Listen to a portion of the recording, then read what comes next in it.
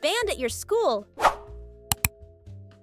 We weren't allowed to keep water bottles on our desks because someone once brought vodka in a mineral water bottle. To me, that was just too much.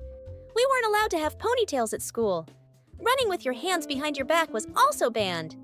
Anime fans liked running like Naruto, and there were cases where students would fall flat on their faces. Some even ended up in the hospital. I want to emphasize that this wasn't a one-time thing. These 17-year-old kids got injured simply because they wanted to imitate a cartoon character. I've already written about this story, but I still laugh when I think about it. When I was in high school, we were given uniforms.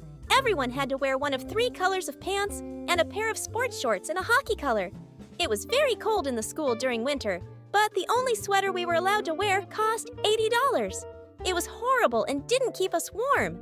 I decided not to buy it and came up with a brilliant idea. I brought a blanket to school. I read all the school rules and didn't find any ban on blankets, so I wore it all winter during class. A year passed, and during the winter break, I decided to go back to school. They told me that blankets were now on the list of banned items. Brilliant. I don't know if your parents told you, but I'm proud of that decision. Pets were banned in lockers. This ban was introduced after 2 hamsters died in one of the lockers, started decomposing, and stank. This was the only reasonable ban I've ever seen. Naruto headbands, because they were a symbol of gangsters. Headphones. The school administration decided that they contributed to antisocial behavior. I can't imagine surviving school without headphones. They were the only way to have some alone time in the hallways and listen to good music instead of hundreds of voices. Damn, even when my player's battery ran out, I didn't take my headphones off so no one would bother me. Jolly Ranchers ice cream. Kids in our school even started selling it secretly, like it was drugs, making a ton of money. I still don't understand why anyone would buy ice cream for $1 in a store when you could get a whole pack of 50 for $5. In my school, if we couldn't see what was written on the board, we'd yell at the teacher, "Make it bigger!" and do silly hand gestures. This got so out of hand that everyone started doing it during lessons, and eventually the word bigger was banned. All students at my school, where more than 2,000 people studied, were temporarily banned from going to the local McDonald's. Our school is located in Illinois, 3 hours away from Chicago.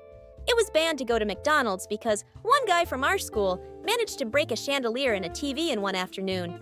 I'm not sure how it happened exactly, but I think the ban was related to the fact that they stopped serving anyone who looked like a student for an entire year.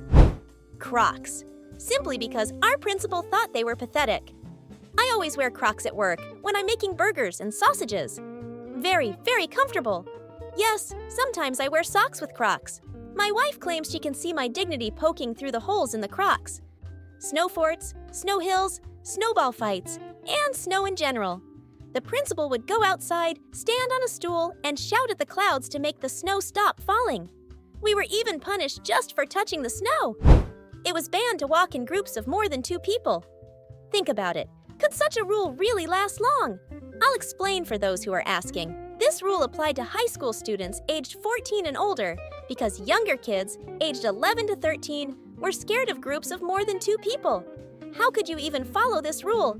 Imagine you're a parent of a school kid and you get a call saying, "Hello, yes, today your son was punished and will stay in school. He got caught walking with 2 friends." My son has 2 friends?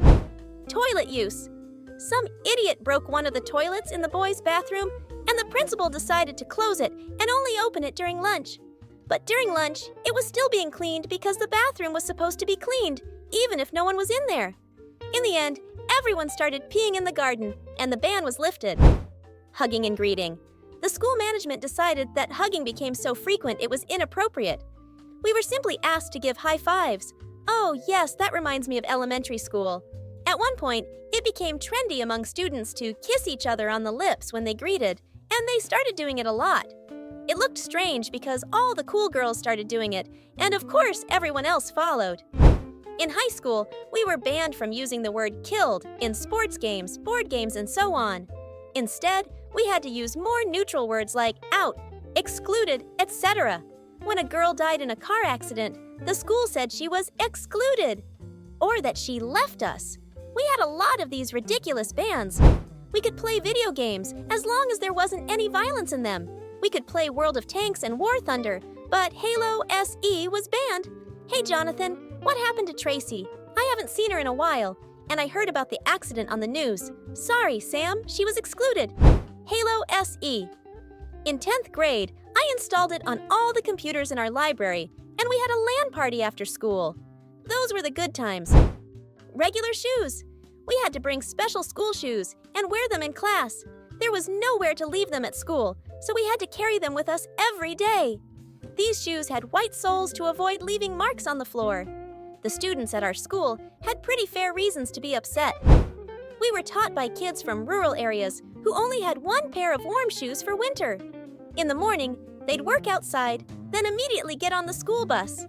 When they arrived at school, the snow on their shoes would melt, and there'd be a trail of melted cow dung in the hall. Most of the students were from the city, and we often complained about the smell. Using computers in the computer lab during breaks, even during lessons. We asked why it was banned. The IT teacher told us that the school computers had built-in clocks, and they could only be used for a certain number of hours per day.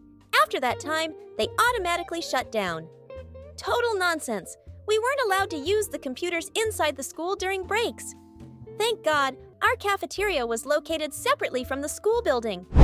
During a break, we had a breakdancing contest. One of the guys hit his chin really hard. We continued clapping for him, he gave a thumbs up, and went to the nurse's office. After lunch, the principal gathered all the boys in his office and yelled at us until he turned red.